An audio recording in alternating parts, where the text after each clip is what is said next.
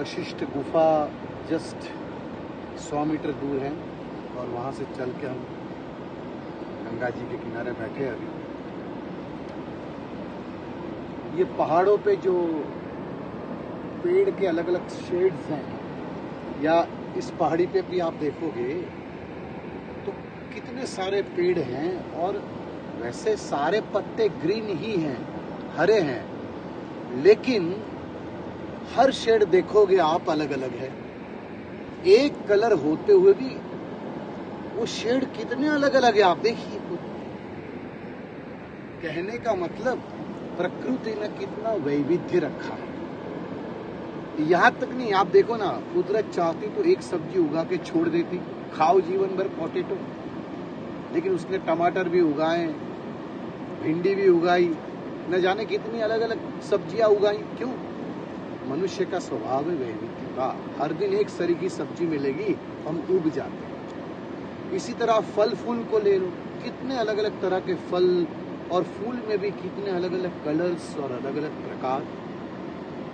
क्योंकि ये ऊपर वाला जानता था कि मनुष्य को वैरायटीज यानी वैविध्यता पसंद है। ये ऊपर वाला वहां तक नहीं रुका, उसने धान में भी आप देखो कितनी वैरायटीज रखी। वो चाहता तो खाओ जीवन भर गेहूं की रोटी, लेकिन उसने बाजरा भी उगाया, मक्का भी उगाई, जवार भी उगाया, न जाने कितने धान बीन्स उगाए। क्यों? अगेन वैविध्यता मनुष्य का स्वभाव है।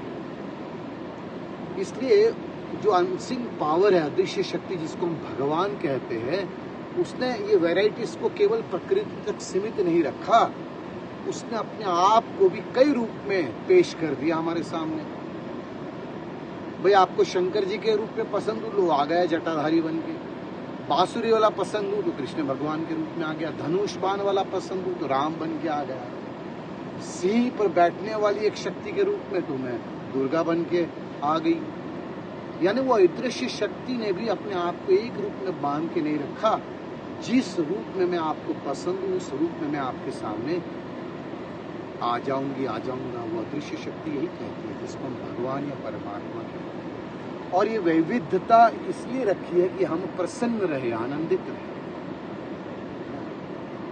तो इसी तरह बस जीवन में मुझे ऐसा लगता है कि वैविध्यता जैसे हमारा स्वभाव है, उसी तरह हम भी वैविध्यता का स्वीकार करें। अलग अलग धर्म, जाति, अलग अलग लोगों के अलग अलग ओपिनियंस, आइडियोलॉजी, हर एक की। हम जैसे सारे लोग नहीं हो सकते, और ये मेरे जैसा ही सब सोचे, मेरी विचारधारा से ही चले, मेरे धर्म को ही सारे लोग प्राधान्य दे।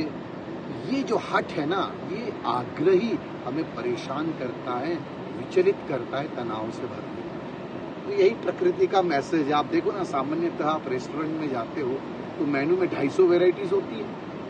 क्यों? अलग अलग खोपड़ियाँ आती है। किसी को मंचूरियन पसंद है, किसी को नॉर्थ इंडियन पसंद है, किसी को कॉन्टिनेंटल पसंद है, किसी को चाइनीज पसंद है। यदि इतनी पसंदीदा आइटम नहीं होती तो वो लिस्ट भी इतना लंबा नहीं बनता। कहने का मतलब जीवन में आनंदी वैविध्यता से।